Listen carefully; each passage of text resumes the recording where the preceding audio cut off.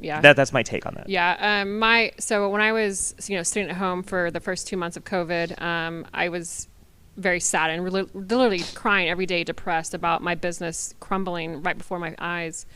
And when the George Floyd incident happened, everyone got out and protested during a pandemic, nonetheless. And I saw my local leader who was telling me to stay home, have my business shut down, and do not go outside because of the pandemic. And then I see him outside in the middle of a large crowd, and he still preaches to this day.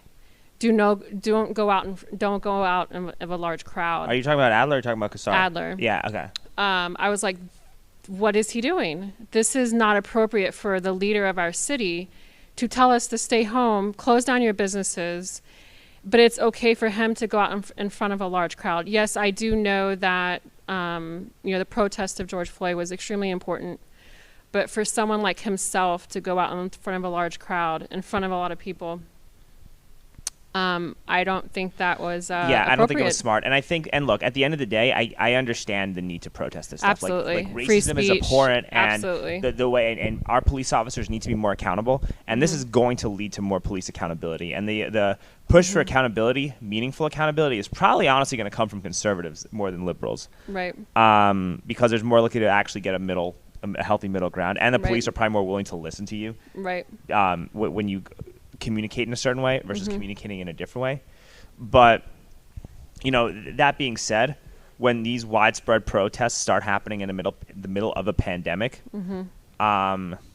you have to change your narrative. You know what I mean? You have, because you can never this should never be, this pandemic should never be used as an excuse to stop people from protesting. Right. Because that was one of my biggest concerns when you have these capacity limits. All of a sudden, you're preventing people from expressing their rights. Right. And And I felt also like it was expressing the rights of running their business. Yeah, well, running the business, but in general, So- expressing their right to assembly, which is Right. the most un-American thing you could do.